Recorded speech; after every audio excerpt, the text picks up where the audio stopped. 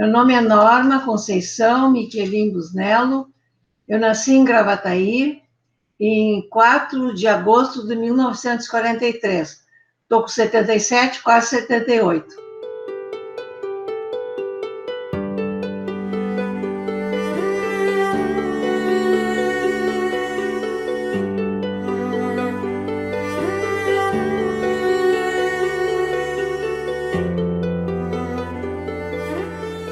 Mas moro aqui em Porto Alegre há 50 anos.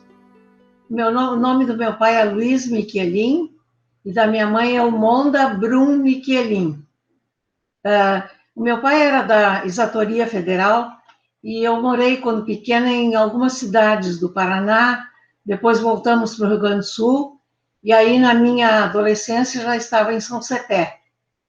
E de São Cepé eu fui para Santa Maria e depois para Porto Alegre, onde estou até hoje. Eu fiz o primário e o ginásio em São Cepé e depois fiz o curso de contabilidade em Santa Maria. E de lá vim para Porto Alegre, e aí, como eu necessitava de trabalhar para ter uma subsistência, eu parei de estudar, fiquei só nisso aí. E trabalhei até me casar, e depois aí parei de trabalhar. Eu trabalhava, inclusive, não era exatamente na contabilidade, mas eu trabalhava numa financeira, que era a FICREI, que depois ela entrou em liquidação, mas eu trabalhei uns 6 anos na FICREI. O meu marido eu conhecia aqui em Porto Alegre, eu trabalhava antes dessa financeira num banco, tá? E aí eu conheci ele nesse banco, ele com um cliente, ele foi lá, e aí eu conheci, a gente começou a namorar, mas levamos uns 3 ou 4 anos para casar. E aí tivemos 2 filhas, a Fernanda mais velha e a Paula. A Fernanda é nutricionista e a Paula é administradora de empresa. Vou falar dos netos queridos. Uhum. Tenho o Vicente com 9 anos e tenho os gêmeos de 5 anos, Frederico e a Valentina. Assim, meu marido é engenheiro e quando eu casei com ele, ele era tutor de 4 irmãos, porque os pais tinham morrido e era o menor de idade e ele era o mais velho. E aí moraram comigo ainda, um morou 13 anos, até sair de casa, e o outro 8 anos. E até hoje tenho muita afinidade com eles, com os irmãos. É uma família muito unida, a família dele. O meu irmão, eu sou um irmão que morreu com 46 anos. Ele era 2 anos mais moço que eu. Exatamente, eu casei e já tinha 4 irmãos morando na casa que era da família. Aí depois, no primeiro ano, um casou, e no segundo ano, a outra casou e saíram. Aí ficaram os 2 mais moços, comigo e com ele. Mas sempre tive uma relação muito boa com os cunhados, e inclusive no casamento do mais moço, eu é que entrei com ele na igreja no casamento. Eu fui contaminada ali em meados, lá pelo dia 15 de março de 2020. Fazia um mês que tinha aparecido o vírus no Brasil, por São Paulo, né? E eu usava máscara, eu era a única pessoa que andava no supermercado de máscara. Porque uma prima casada com um médico em São Paulo, e ele me telefonou e me alertou bastante sobre isso, e que eu usasse. Mas era só eu, de máscara, as pessoas ficavam me olhando, assim, meio assustadas, eu acho, sabe? Mas aí meu marido foi numa janta antes do Grenal, e lá tinha uma pessoa que tinha chegado de Paris que estava contaminada. E ele veio com o vírus, eu peguei, e nós fomos para Gramado, eu e ele, naquele primeiro fim de semana, acho que era 16 de março. Fomos para Gramado, ele, eu e uma cunhada, uma irmã dele. O jantar foi quarta, né? O jantar foi na quarta anterior, exatamente. E aí nós fomos, na sexta, fomos para Gramado, ele já estava contaminado, e lá tomamos chimarrão, nós na mesma casa, tudo convivendo ali, e nós 3 estávamos contaminados, ficamos contaminados. E aí ele começou os sintomas já no dia que chegou, no domingo, quando chegou de Gramado, ele já estava com tosse. E na segunda, nosso médico encaminhou ele lá para o Moinhos para fazer o exame e deu positivo. Aí, no outro dia, ele foi internado. Não, mãe. Não? Ele fez o exame segunda e recebeu o resultado na quinta, mas ele ficou em casa desde então. Ah, a Paula está me dizendo que ele fez o exame, mas recebeu o resultado só na quinta-feira e ficou em casa. E aí a gente ficou convivendo e tudo, né? Eu já estava contaminada, tanto que a minha cunhada também estava. Aí ele foi internado na quinta. Eu fiquei mais 2 dias em casa e o nosso médico me atendia por online, pelo WhatsApp. Eu comprei, a Paula até que comprou um oxímetro e eu ficava medindo a oxigenação. De 98 começou a cair, até que no terceiro dia já estava em 85. Aí ele me encaminhou para a internação e eu fui internada no terceiro dia que eu estava em casa.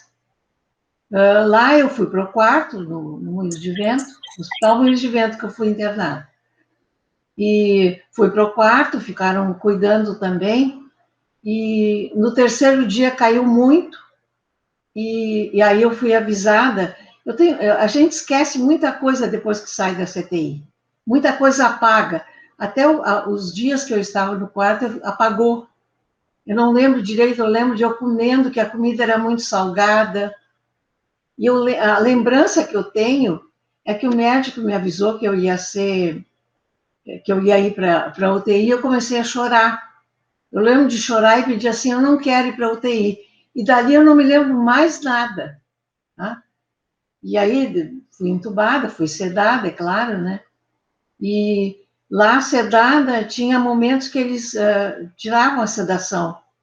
Aí as enfermeiras vinham ali, falavam comigo, e tinha uma coisa muito interessante que eu não sei se ainda tem. Tinha um robô que era quadrado assim, e era repartido em 3 partes, e o meu marido ficava no computador, e as minhas 2 filhas, uma em cada casa, mandavam mensagem para mim, e eles levavam aquela ali perto de mim, e quando tirava a sedação, e aí eu via elas falando comigo, né?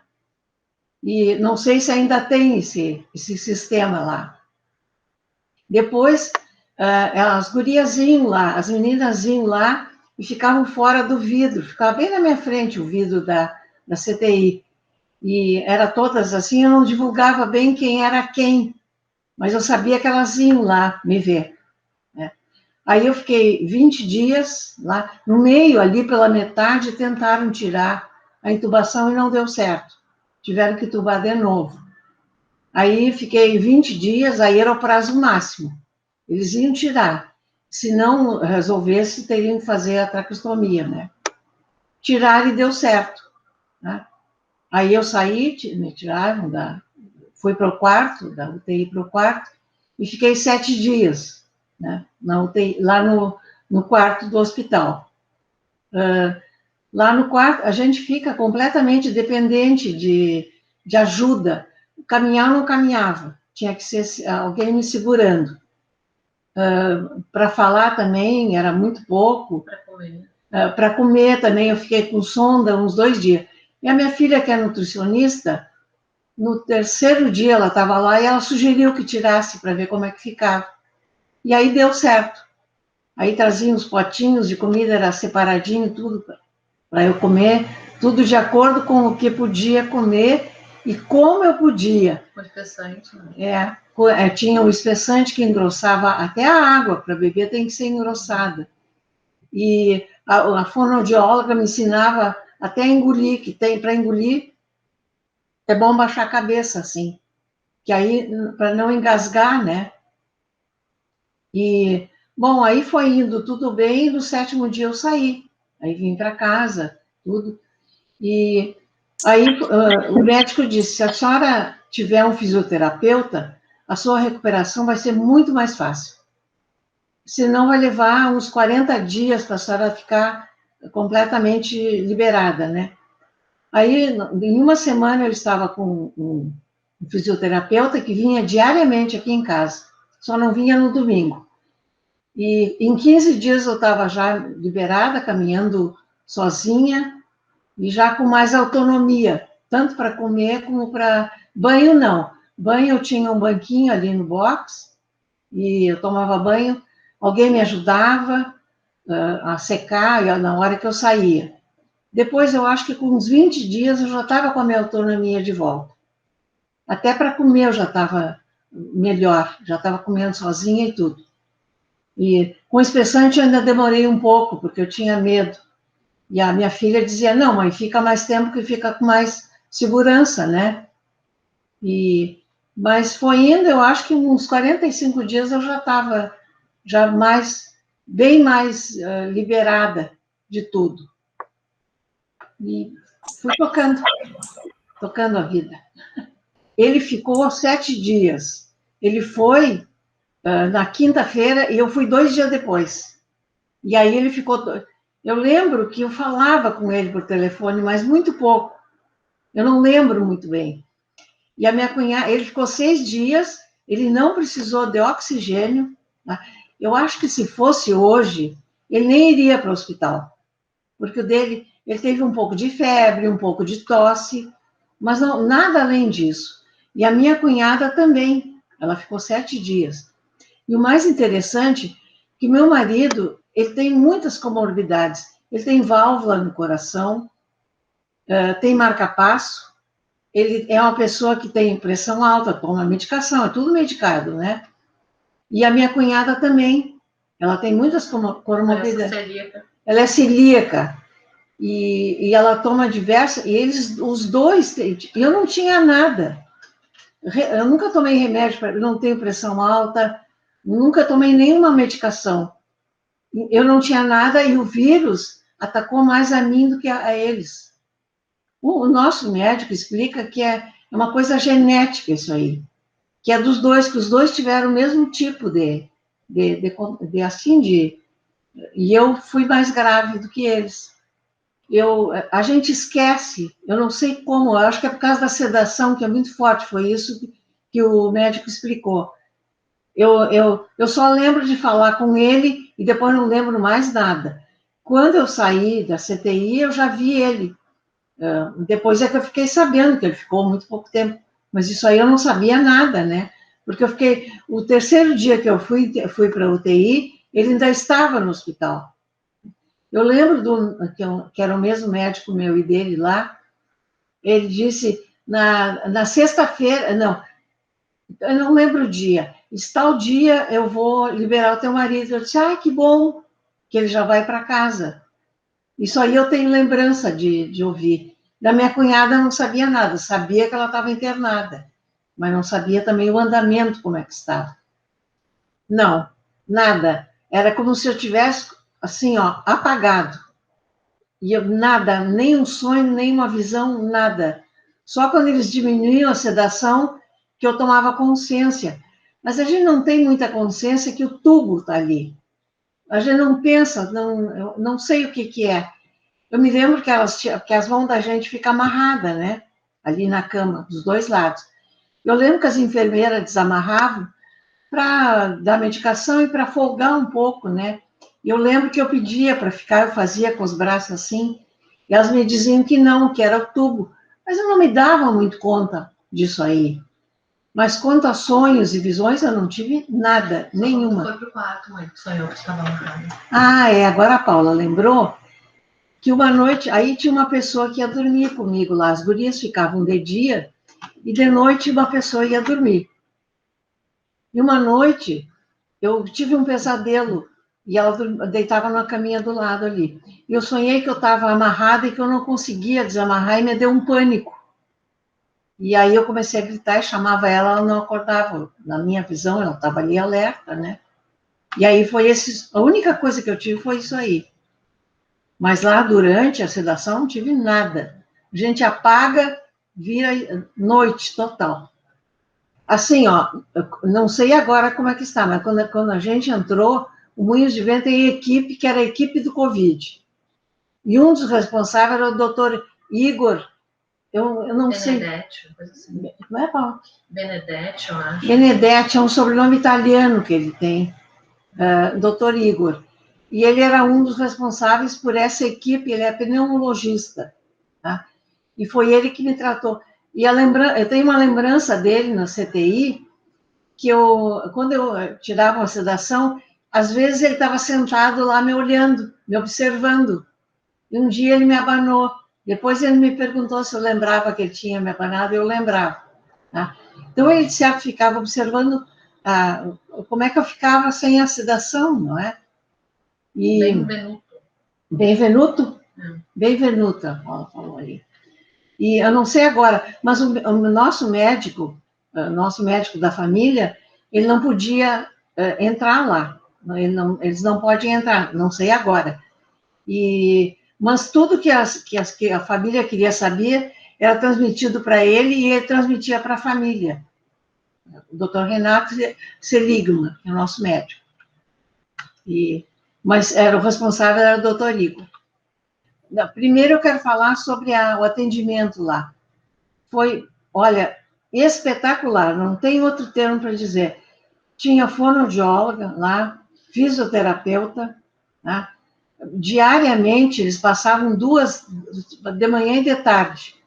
Tinha exercício, eles faziam ali comigo. No quarto, não tem. Hein? No quarto, não. No quarto, não UTI, eu não lembro nada, isso aí eu já falei. Mas no quarto, eu tinha esse atendimento diário, essa semana que eu fiquei lá. Tá? E depois, para vir o fisioterapeuta, foi uma indicação também, eles não podiam vir. A fonoaudióloga também que me atendeu. Eu comecei a fono em agosto, eu fiquei até dezembro com ela. Tá? E ela mandava eu fazer exames porque eu não perdia a rouquidão. Eu achava, ela dizia que eu não tinha rouquidão, mas eu achava que tinha, como eu penso, até hoje que eu tenho. Eu lembro do doutor Igor me dizendo, Igor, que ele ia me dar alta, e eu lembro que eu senti uma certa insegurança, porque ali no hospital, a gente é cercada de atendimento, qualquer coisa chama alguém, vem atender, e eu lembro de sentir uma certa insegurança de vir para casa. E eu me lembro que eu perguntei, mesmo, doutor Igor, eu estou em condições de ir para casa? Plenas condições, a senhora vá tranquila, que a senhora vai passar tudo isso. Tá, e aí passou, vim para casa, eu lembro que eu saí numa segunda-feira.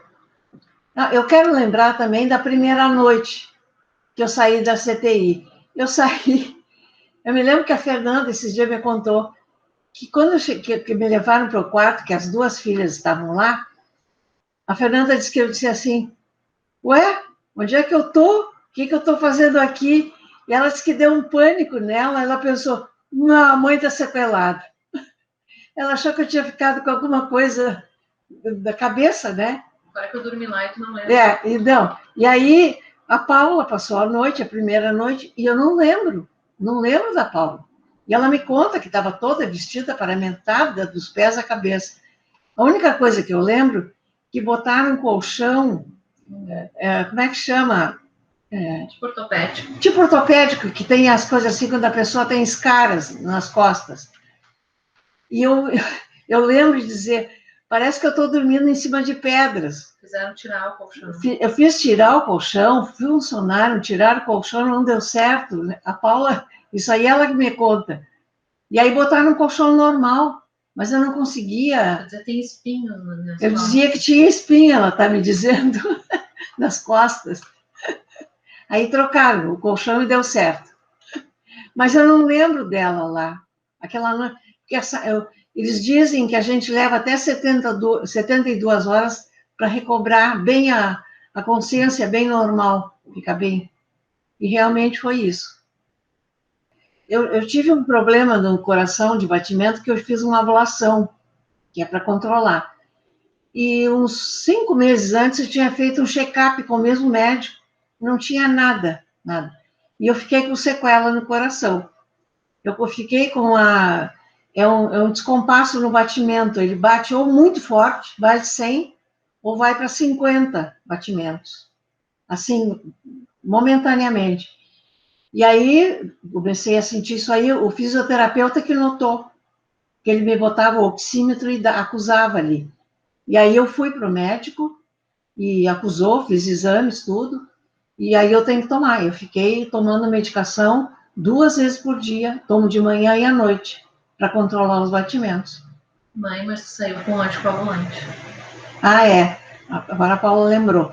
Eu saí tomando 15 dias do anticoagulante. Eu tomava na farmácia. Uma injeção de anticoagulante. Para evitar a trombose. Era para evitar a trombose. Porque tinha casos, o doutor Igor relatou, que teve casos de pessoas que tinham tido Covid e que tinham tido trombose. Então, lá, já no quarto, eu já tomava essa injeção. São umas injeções na barriga, né? E depois, por 15 dias, eu fiquei tomando em casa. Nunca tive nada nesse sentido. A sequela que eu fiquei foi do coração. Eu realmente não tinha nada. Mas é uma coisa, chama extrasístole. Não tem cura, não tem cirurgia. É uma coisa que eu tenho que tomar medicação. Se não resolver, que até agora está indo bem, põe um marca-passo. Então, as soluções são essas que eu fiquei. Primeiro, ela trabalha no Moinhos de Vento, lá na equipe do Covid. E aí, por indicação, veio ela, e ela veio uns 4 dias aqui em casa. Me mandou uma mensagem que estava com o Covid. Eu me dei um pânico horrível. Mas ela atendia paramentada, até a touca ela usava aqui, com aquele coisinha de plástico, mas me deu um pânico horrível quando ela me disse que estava com o Covid. E aí ela passou a me atender por online, né? Foi todo o tratamento. E eu não quis mais que ela viesse. Mas foram 3 meses que eu fiquei com ela, 2 vezes por semana. Resolveu tudo, ela resolvia online. Foi muito bom. Demorou muito para eles virem aqui. Né? Até eu me restabelecer melhor. Acho que foi a coisa assim, tipo, uns 20 dias, um mês que eles vieram. E aí a gente sempre mantinha muito afastamento, nada de beijar, nada de chegar perto. Isso aí não faz muito tempo, que as minhas filhas são muito carinhosas, e até me emociono.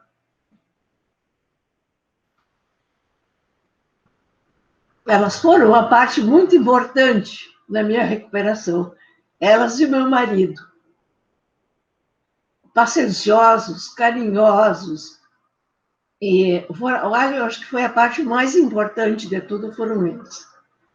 Sempre cercados de muita paciência comigo, porque eu fiquei um pouco irritada também, um pouco meio que revoltada, eu não me dava conta disso aí. Até o meu marido sugeria um psicólogo, e eu nunca quis ir. Agora eu penso que eu acho que eu deveria ter tido naquele momento, e eu não quis. Mas aí, com o carinho, com tudo isso aí, as coisas com o tempo foram se resolvendo. E essa revolta que eu tinha, eu custei um tempo. Depois eu até me dava conta, eu batia muito de frente com meu marido, eu brigava com ele, dizia as coisas, depois eu me dava conta, mas por que eu estou fazendo isso? E tudo era resultado daquilo ali, né, da revolta, de eu ter pegado, de tudo que eu tinha vivido, enfim, não é? Mas aí, eu acho que uns meses depois, lá para dezembro, aí eu comecei a me dar conta e tentar melhorar essa parte. Eu me dava conta, não posso fazer isso com ele é tão paciencioso, tão querido comigo, eu não posso fazer isso com ele. Com as gurias eu não fazia, porque pouco eu via também elas, né? Mas com ele, que era a presença mais constante, né? Ele saía para trabalhar e eu batia mais, eu acho que eu implicava mais, mas depois, quando eu comecei a me dar... Eu acho que, no fundo, a Paula disse agora, eu acho que, no fundo, eu culpava ele lá. Eu não me dava conta disso aí, mas, no fundo, eu me dava conta porque foi ele que me passou, né? E aí, quando eu comecei a cair, na real, que eu comecei a dizer, isso aí, eu estou fazendo isso com ele, eu estou sendo injusta.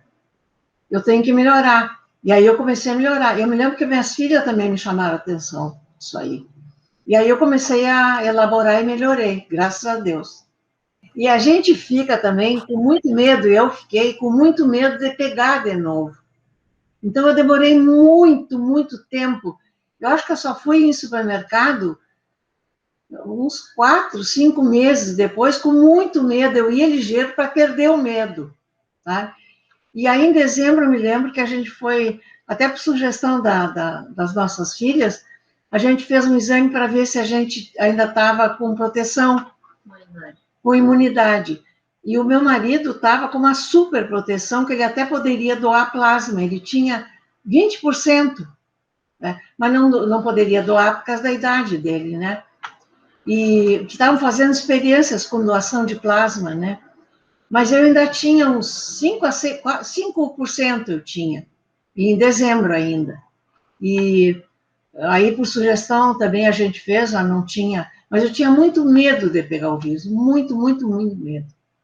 E aí fui perdendo. E agora, depois, com a vacina, a gente começa a tranquilizar, mas eu continuo tendo muito, muito cuidado, como se não tivesse tido. De lavar a mão, eu chego em casa, eu lavo os alimentos que eu comprei, as frutas, e tudo é lavado. E que a gente pensa, tá aí o vírus, agora tem uma mutação também, não é? Que é muito perigosa. Então, tem que se proteger. Eu acho que eu já ouvi cientistas falando que esse vírus vai ser endêmico, né? E que vai ser para sempre. Então, o que eu sinto, assim, a gente perdeu a liberdade de andar nos lugares sem medo, aquela rotina, aquela vida que a gente tinha.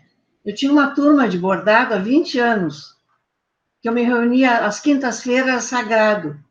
Eram 6 amigas, são ainda 6 amigas, uma falecida. E a gente tinha aquele contato semanal, a gente fazia feira em Gramado, era uma coisa muito, muito especial. Isso tudo a gente perdeu, se foi. Né? Agora, quando que volta, não sei. Eu fiquei internada no total um mês. Tá? Eu entrei dia 27 de março de 2020 e saí 27 de abril. Então, fiquei bem certinho um mês lá. Eu lembro da minha saída, assim, parecia... Eu não conseguia assimilar direito, com felicidade, com liberdade, eu não conseguia... Porque, com medo. A gente sai de cadeira de roda para eu entrar para o carro, eu tive que ser colocada e tudo, aqui também, né? Mas a gente custa a cair a real, a entrar tudo. Eu lembro que aí, daí uns 3 dias depois, 4 dias, o meu médico queria me ver, o doutor Renato, e ele veio aqui em casa. E eu lembro da felicidade dele, ele veio de máscara e com aquela proteção de plástico, e eu lembro de dizer para ele, não, ele me disse, dona Norma, que coisa boa lhe ver. Eu disse, doutor, estou aqui, sã e salva, eu disse para ele.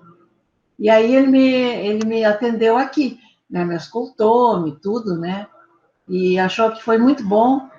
E até agora estou fazendo um check-up com ele, e ele disse, dona Norma, que coisa boa, eu lhe acompanhei, ele acompanhou todo o tempo, a minha estadia no hospital e tudo.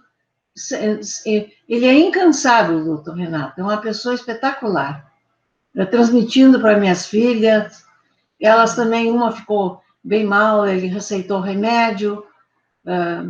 Então, foi assim, ó, agradeço muito a ele. Teve 2 sobrinhos do meu marido, um deles, não, 3 sobrinhos, não, 2, eu acho que foi o Luciano e o Fernando, foram 2 sobrinhos. Também. Não, 3 sobrinhos do meu marido. E um deles, o Fernando, a mulher pegou e 2 filhos pegaram também. Mas ele é obeso e ele não teve nada, nada, não sentiu nada, absolutamente. Eu fiquei pensando, vai dar alguma coisa nesse rapaz, né? Não teve nada. Teve o Luciano, que teve 2 vezes.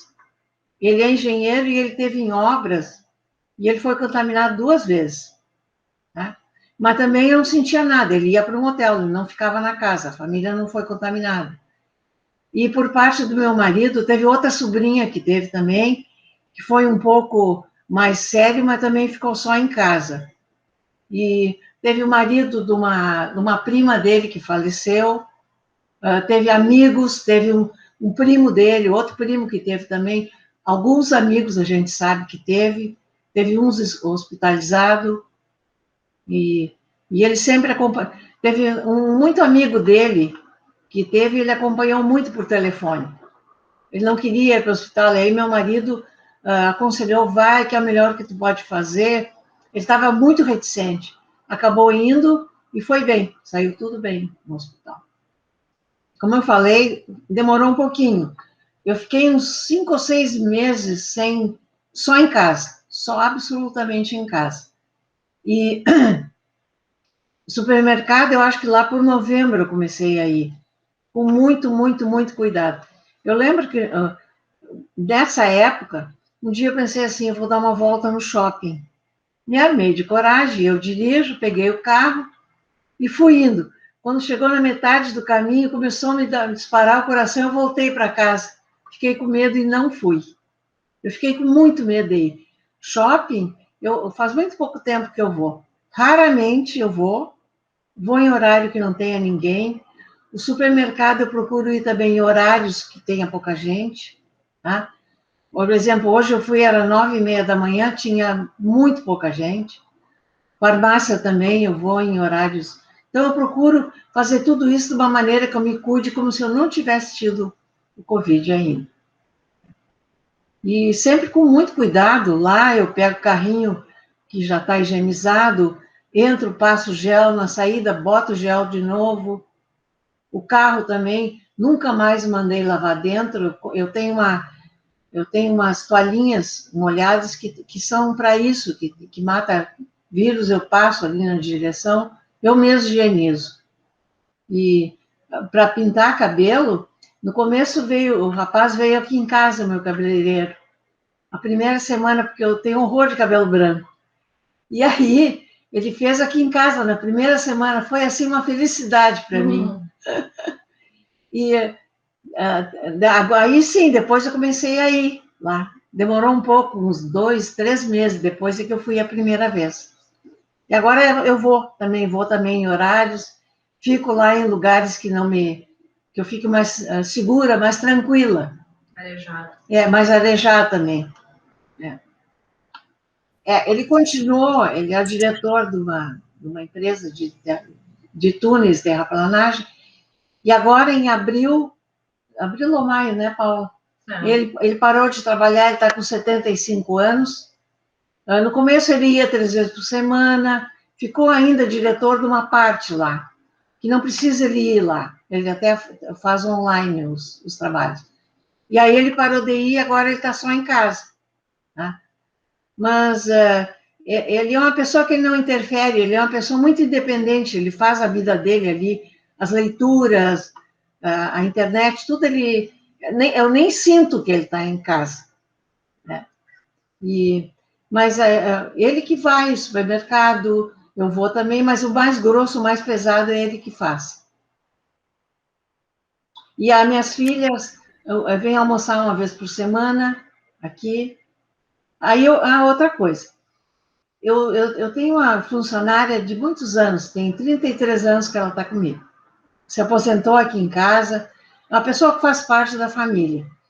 E ela, lá por agosto, mais ou menos, a gente combinou que ela viria 3 vezes por semana. Ela vinha sempre, 5 vezes. Aí começou a vir 3 vezes por semana, e nos 2 dias que ela não vinha, eu me obriguei a cozinhar. Eu estava completamente destreinada, eu não sabia mais fazer. Assim, sei fazer, até tanto que eu que ensinei ela a cozinhar.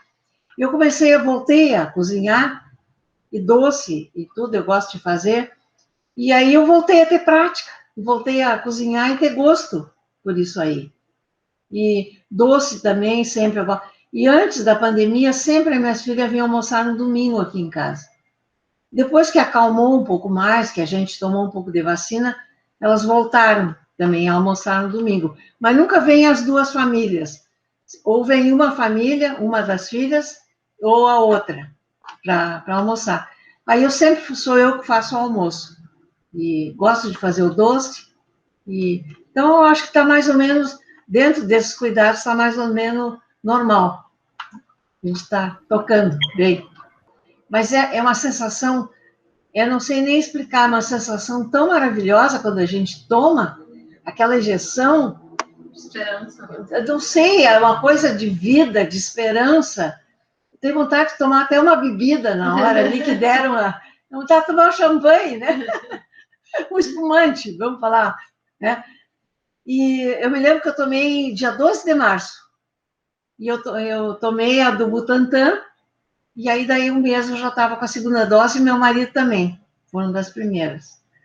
E então, mas aí eu já fico pensando, já fiz a conta, que eu acho que duram 6 meses. Eu acho que é coisa da minha cabeça. Eu digo, acho que em outubro eu já não tenho mais. Ai, ai, ai. Mas é pesquisa que os cientistas estão fazendo a duração que vai ter, né, a vacina.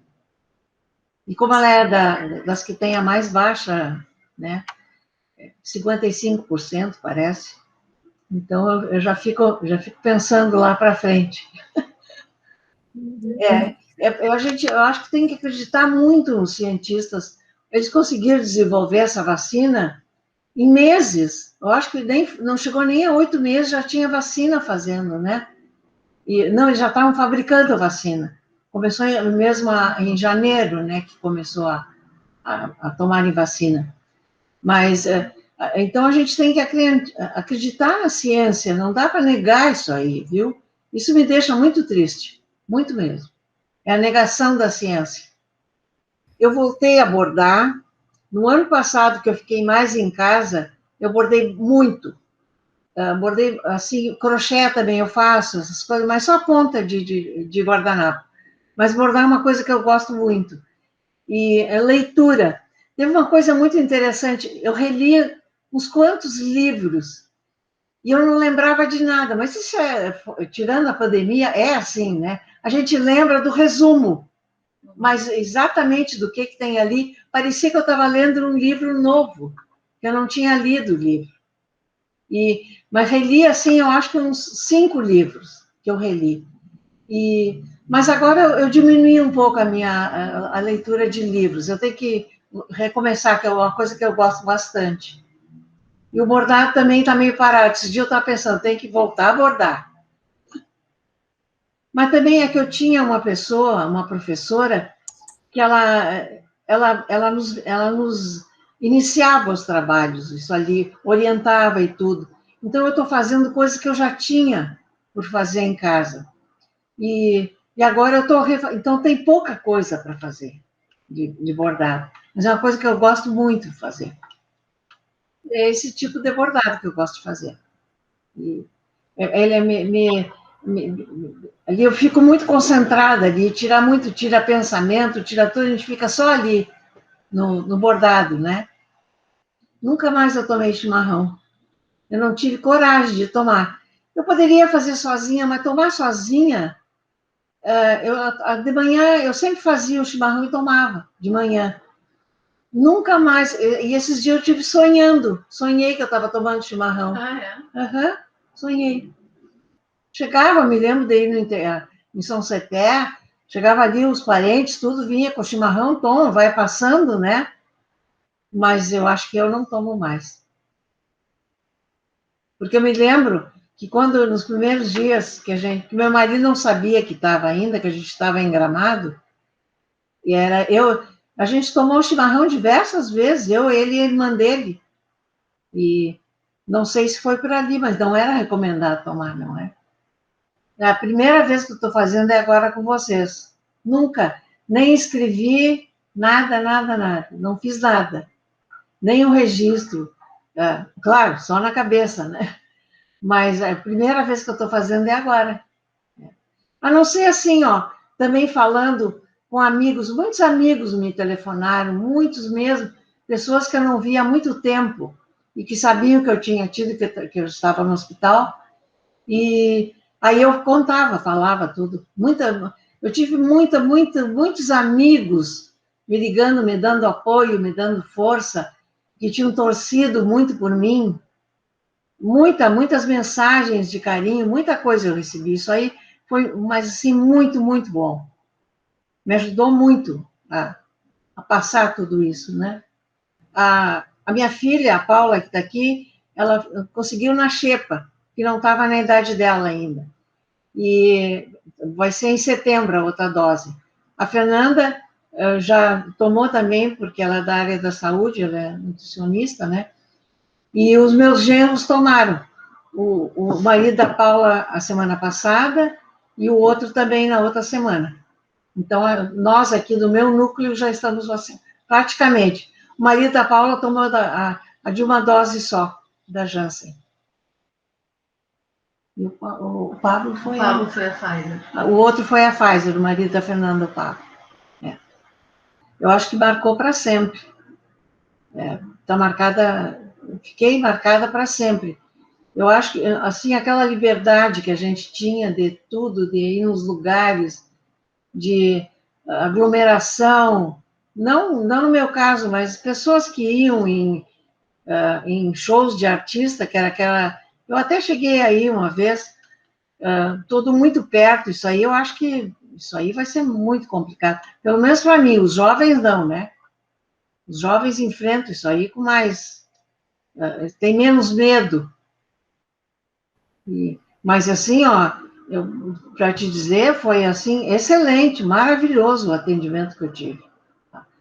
E eu acho que o SUS também está atendendo muito bem, graças a Deus que a gente tem o SUS, que é dos mais importantes, mais respeitados no mundo inteiro, né?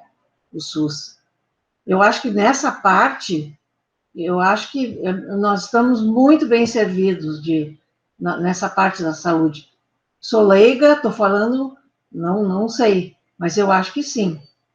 Eu acho que está muito cedo ainda para liberar, geral.